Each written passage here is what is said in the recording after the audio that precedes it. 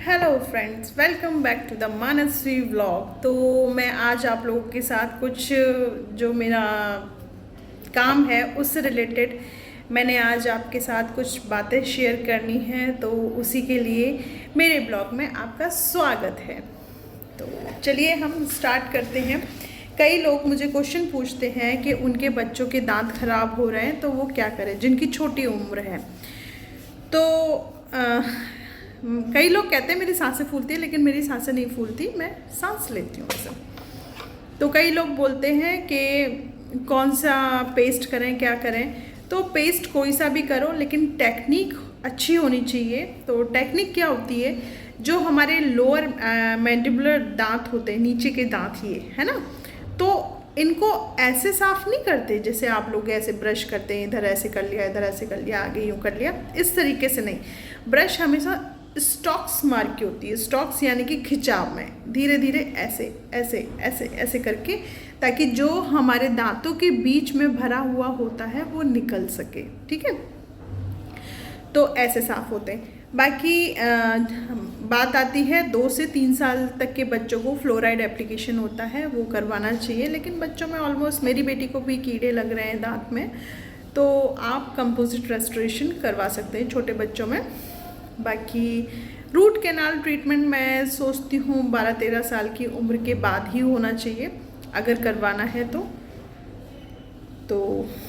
यही सब होता है। बाकी कैप के लिए मुझे मटेरियल्स पूछे गए थे कि आप कौन कौन सा मटेरियल अपने क्लिनिक में प्रेफर्ड करती हैं, तो मैं बता दूं। सबसे पहले मैं प्रेफर्ड करती हूँ, ये होता है PFM, इसको PFM 1 बोलते हैं। इसकी प्राइस जो होती है 1500 रुपये से लेके 2500 रुपये तक की होती है।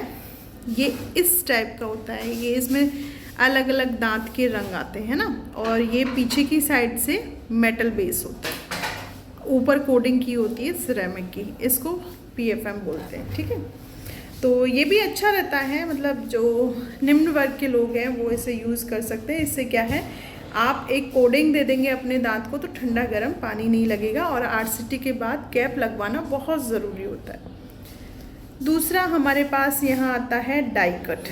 डाइकट इस टाइप का होता है, सेम मतलब इसकी भी लेयर वही होती है, लेकिन मेटल बेस भी ये सेम होता है, लेकिन इसकी जो कोडिंग होती है ऊपर, जो सिरेमिक कोडिंग होती है, वो थोड़ी हैवी होती है। ठीक है, तो इसका रेट होता है 2500 से 3500-4 हज़ार तक होता है डाइकट का। ये भी ठीक होता है, 7 से 8 साल तक चल जाता है, वो भी 7 से 8 साल तक चलता है। अब आता है किंग ऑफ द क्राउन, जो कि this one is my favourite crown.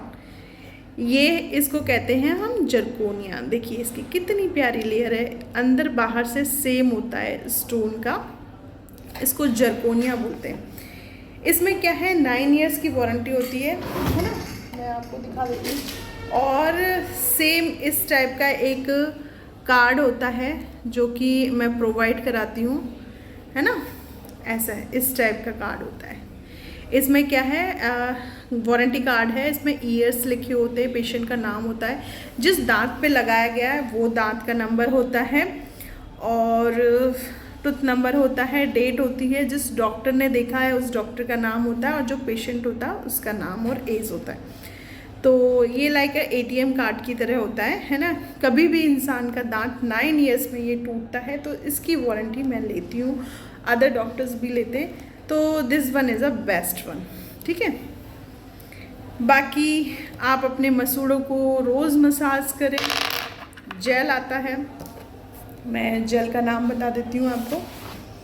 एक जेल गम्स टाइप का होता है, एक तो होता है टैलेंट कार्ड, है ना, टैलेंट कार्ड, और एक होता है SHN, और एक और होता है SH+NH।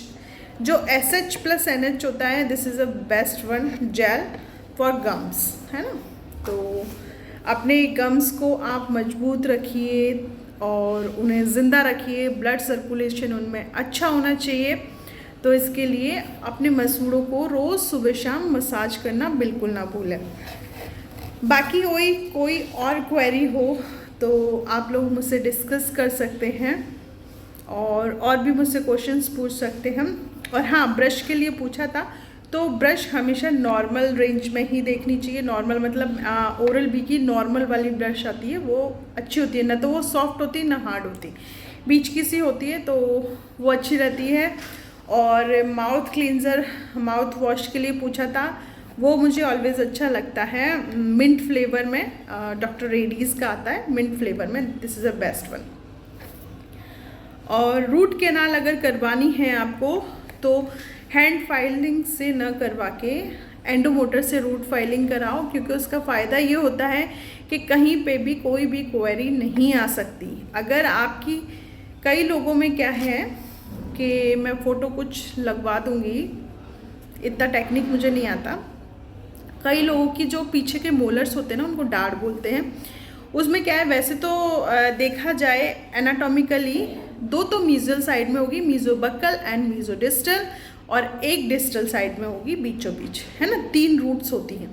लेकिन कई बार कई की दांतों की एनाटॉमी ऐसी होती है कि वहाँ पे मीजल साइड में 2 मिलेंगी, डिस्टल साइड में 2 मिलेंगी, और मतलब मीजोबक्कल एंड मीजोडिस्टल 2 मिलेंगी, और लास्ट जो डिस्टल साइड बचती है दूसरी साइड के दांत में, वहाँ पे भी 2 मिलती हैं। तो जब तक कहते हैं ना कई लोग कि हमने आरसीटी करवा ली फिर भी हमारे दांत में दर्द है, फिर भी सेंसिटिविटी है, जब तक उस दांत में जितनी भी रूट्स हैं हम उन तक नहीं पहुंच पाएंगे, तब तक टूथ हमेशा इसी प्रॉब्लम में रहेगा। तो आपने कहीं पे भी आरसीटी करवाई है, आपके मुंह में फिर भी दर्द हो रहा है, फिर भी प्रॉब्लम हो रही है, तो आप यही कीजिएगा कि उसे देखिएगा। 1 मिनट, मेरा कॉल आ रहा है। देखिए, आप लोग मुझसे पूछते हैं ना आजकल कुकू क्या कर रही है। कुकू आजकल ये काम करती है, फ़ोन चलाती है और दूध पीती है। आजकल इसको कोई इंटरेस्ट नहीं रहा टीवी वीवी देखने में। और जस्ट मैं अभी हॉस्पिटल से आई हूँ और मैंने आज बहुत सारी चीज़ें आप लोगों के साथ शेयर की हैं, तो आप ब्लॉग देखिएगा, मुझे प्यार दीजिएगा और मेरे चैनल को सपोर्ट कीजिएगा।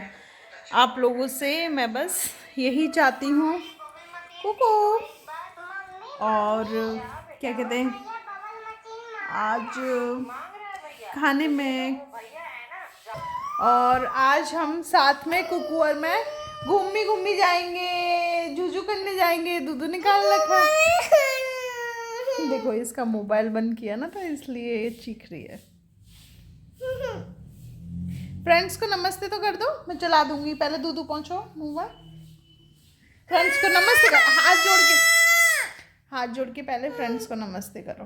भैया तो दे दो, वो भैया है ना, जाओ साथ में बबल फुलाओ। तो यही सब है। खाने में आलू बैंगन की सब्जी बनाई बब्बू ने। आज थोड़ी सी धूप खुली है, 2 दिन से बारिश हो रही है, आज सुबह भी बहुत तेज़ बारिश हुई है यहाँ भरतपुर में।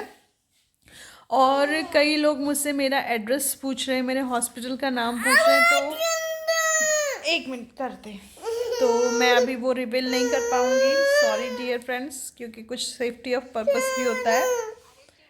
और बस सब लोग एक दूसरे से प्यार कीजिए, सब एक दूसरे से प्यार कीजिए, एक दूसरे के साथ रहिए, एक दूसरे के मतलब सपोर्ट कीजिए। और किसी की अगर कहीं पे कोई गलती होती है तो उसे एज ए फ्रेंड समझाने की कोशिश कीजिए। बस मैं सबसे यही चाहती हूँ। और जो मैंने आज का ब्लॉग बनाया है उसको भी सपोर्ट कीजिएगा। और कहते हैं ना, जागो ग्राहक जागो, तो वो वाला चीज़ भी मैंने आज समझाने की कोशिश की है आप लोगों को कि आपको कैप के मटेरियल्स पता होने चाहिए, आरसीटी कब करवानी है कब नहीं करवानी, इरिवर्सिबल पल्पाइटिस होता है उसी दरमियान आरसीटी करानी होती है, और जिनके दांत येलो होते हैं उनको ब्लीचिंग करवानी चाहिए या नहीं करवानी चाहिए। ये सारे टॉपिक्स पे अब धीरे धीरे करके मैं ब्लॉग करना शुरू करूँगी, तो मेरे इस कंटेंट को आप लोग पसंद कीजिएगा, क्योंकि मैं चाहती हूँ कि अब मैं लोगों को नॉलेज दूँ और अपनी खुशियाँ आप लोगों के साथ शेयर करूँ, और आप लोग भी मुझे बहुत सारा प्यार और बहुत सारा सपोर्ट दें। तो मैं आपसे बस यही चाहती हूँ, प्लीज़ मेरा साथ दीजिएगा। और मिलती हूँ मैं नेक्स्ट ब्लॉग में। और वो थोड़ा बहुत मस्ती करती है। और हाँ, रील्स में एक्चुअली क्या है यार, मुझे डांस करना आता नहीं है, एक्सप्रेशन करना आता नहीं है, तो जैसे मैं आप लोगों से नॉर्मल वे ऑफ टॉक करती हूँ ना, नॉर्मल वे रहता है मेरा आप लोगों से बात, उसी पे मैं रील्स बना देती हूँ। तो आप लोग मुझे बताइएगा कि और मतलब रील्स के लिए और क्या करूँ मैं, और कैसे एक्सप्रेशंस करूँ, क्योंकि थोड़ा मुझे मतलब थोड़ा अलग सा लगता है, कभी किया नहीं है ऐसा काम। तो कुछ अपने आप पे हंसी भी आती है कि यार मतलब कैसे ये फ़नी सा मोमेंट होता है, कैसे क्या करे। बब्बू देखती रहती है, बब्बू हंसती है कि दीदी आप ऐसी भी हो क्या। तो आप लोग कीजिएगा।